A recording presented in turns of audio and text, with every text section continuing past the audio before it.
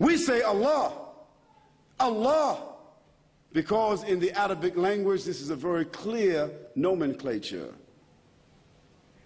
So you see, if I said God, if I spell it backwards, what is it?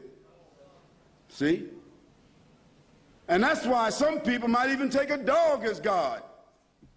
I mean, after all, if a dog is a man's best friend, he could become his God.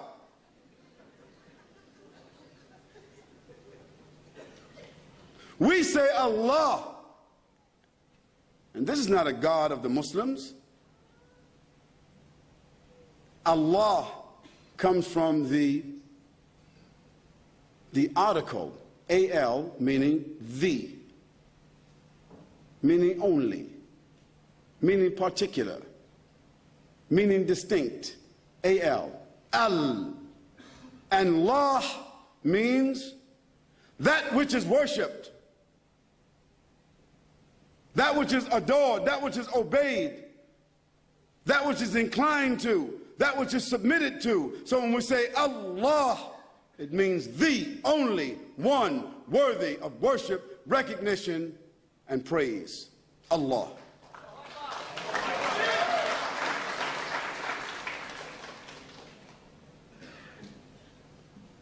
We say Allah because in the Arabic word this means uniqueness and without gender.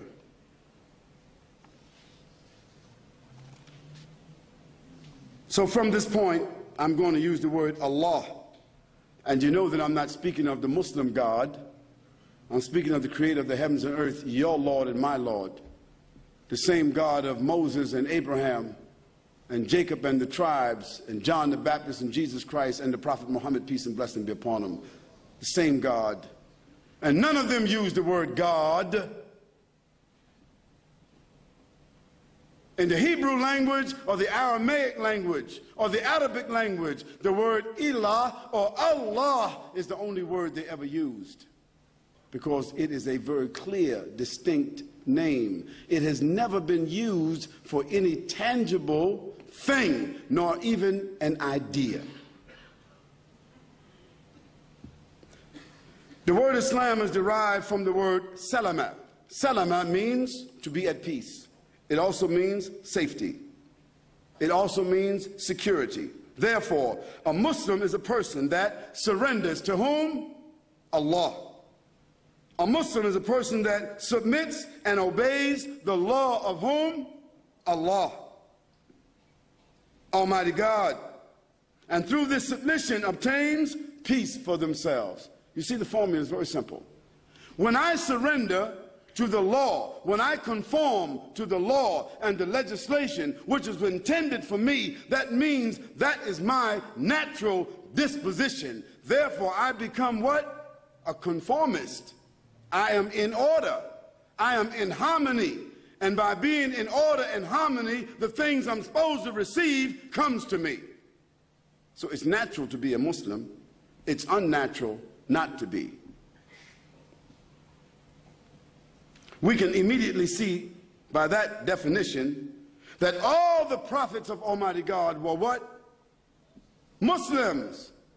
Because even Almighty God said in the revelation that we recited before, from the surah which is called Al-Bayyinah, from the Quran says, وَمَا أُمِرُوا إِلَّا لِيَعْبُدُوا اللَّهَ مُخْلِصِينَ لَهُ الدِّينَ هُنَفَاءَ وَيُقِيمُوا الصَّلَاةَ وَيُؤْتُوا الزَّكَاةَ وَذَلِكَ دِينُ الْقَيِّمَةِ. The verse is very clear. It says, and they, the human beings, the prophets of Almighty God, they were not ordered to do anything except to worship, to recognize, to obey their Lord, and to be mukhlis. Mukhlis means to be sincere towards God, to be clean, to be moral, towards the legislation that he ordered them. What legislation did God order them? Every prophet that came to every people, he came with a book. He came with a message. He came with a behavior. He came pleading with the people, telling them, do not worship idols. Do not worship other deities. Do not be pagans. Don't associate partners with God. Do not disobey your Creator. Do not ignore your Creator. Be decent, be upright, be moral, be kind, be gentle. وَمَا أُمِنُوا إِلَّا لِيَعْبُدُوا اللَّهَ مُخْلِصِينَ لَهُ الدِّينَ Hunafa. Hunafa. It means to be Hanif. Hanif means being straight with God, not allowing any interference between you and God, no partners, no associates, holding your relation with God sacred, and therefore what God has ordered you to do, to put that order before every other order. This is called Hanifa.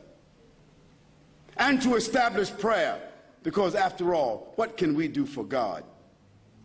What can we do for the one that created us? What can we do? If your mother and father gave birth to you, taught you all what your mother did for you while you were young, staying up at night while she suffered with you, through school, through college, and after you finish, they become old and you put them inside of a old age home, a retirement home. Shame on you. What can you do for your parents after they did all of that for you? What can you do for them? Nothing. Then what can we do for God? Nothing. Except to worship Him, to acknowledge Him, to conform to His law, our yuqimu salah, to establish the prayer in your lives, and to be charitable, wa yu'tu zakah. And God said, being decent towards God and being decent towards the human beings, wa dhalika dinul qayyima. This is the right way.